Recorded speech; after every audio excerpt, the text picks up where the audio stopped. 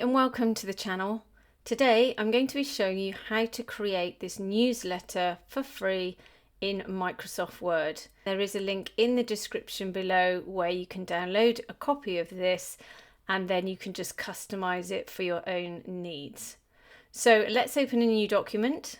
So the first thing to do is to insert your images, and the reason for this is so that we can create a color palette to ensure that this is all very cohesive. So let's go to Insert, Pictures, Picture from File. I'm just going to click on these three pictures, holding down my Command or Control key and click Insert. Now when you insert your images into Word, you won't be able to move them. So select them, go to Wrap Text and select In Front of Text. Do the same with all three. And then if you struggle to find the third one, then you just need to resize things and then just check the wrapping. So we're just going to make these two much smaller, pop them down the bottom here, and we'll sort those out in a bit. So for this one here, we're just going to make it a little bit bigger. And then we're just going to leave a gap over on this side here, and then we can move this down a bit. Now if this takes up a little bit too much space, let's say it's a bit taller, then you can go over to the crop tool here. If you can't, you're in the picture format tab here. If you can't see this tab, it's because you haven't selected the image. Go to crop, and then you can use these little markers to move the cropping, and then just press enter. And you can see now how we've cropped that image. Then to these two images here, we want these images to be the same size. So we can first of all move the image roughly to the height that we want it. And then for this one here, we can do the same. You can see it just about clicks at the bottom here if you put it beside another photograph. And if we select it, go to picture format and over to height and width, you can see the height is 4.03 over here. If I click on this one, you can see again the height is 4.03.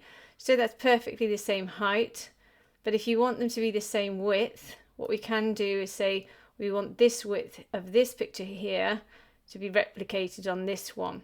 So this picture is 4.82.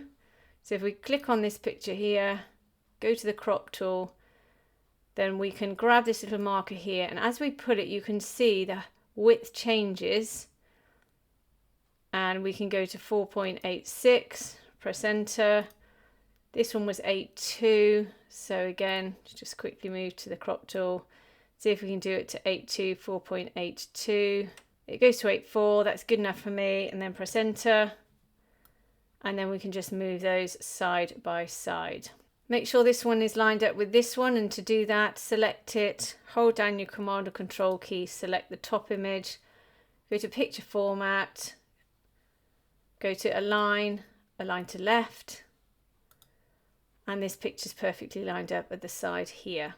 Then we can start putting in some text. So go to Insert, Text Box, Draw Text Box, click and draw out a text box. Start to type your text. And then to customize your text, you can select it, go to the Home tab, then you can change the font. We'll go to this one, Century Schoolbook, and the font size here we'll put at 61 and press enter. Just make this a little bigger. Now you can see this text box, if I deselect it, has a black borderline and a white background. We're going to get rid of both of those. So select it, go to Shape Format, go to the outline and select No Outline, and Shape Fill, select No Fill. Then we can go to the Home tab, and on your font color, click on the drop down, go to More Colors, and in your color wheel, you can then move this little marker around. You can make it brighter or darker, and you can try to match some colors in your image. So here we've got lots of brown tones, slight gray tones. You can choose whatever you like.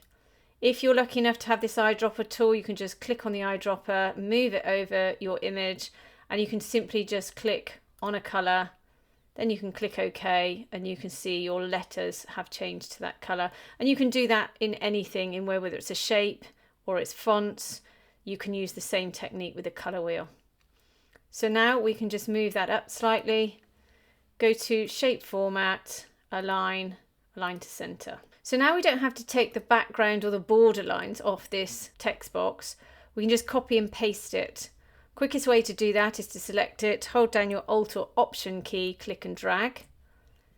And then in this one here, we're going to select this text and just change it. So I'm going to change it to springtime and then select the text, go to the Home tab, change your font. For this one, I'm just going to choose this one here. And then I'm going to move this over. You can select any font you like. And again, we're going to change the font color. I'm just going to go for a dark gray. I'm not going to go for black because I think it is quite harsh. And then I can increase the size of this if I want to. Now, if I scroll out or zoom out, you can see everything's a little bit bunched at the top here. I'm just going to get rid of that line underneath. So what you can do is you can move everything down. But if it's all aligned at the moment, what we can do is just simply place this text, this spring text here, exactly where we want it. And we can use our arrow keys for that. And then at the end, what I'm going to do is I'm going to move everything down in one block. So I'm going to group it together, but I'm going to leave that there for now.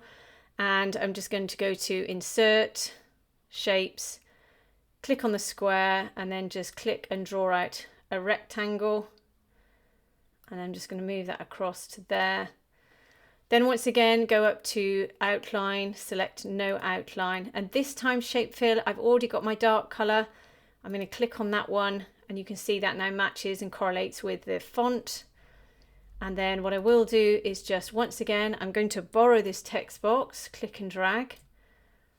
Then I'm going to change the font to white.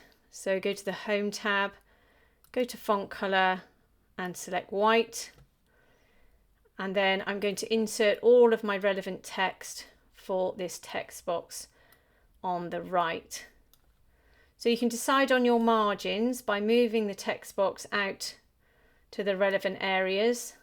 Then if you hold down your Command or Control key and click on that background rectangle, go to Shape Format, go to Align and select Align to Center, it will mean that that text is perfectly lined up in that text box. And then I'm just going to click in this text box here, and I'm just going to select it all and then paste in some text for my particular needs.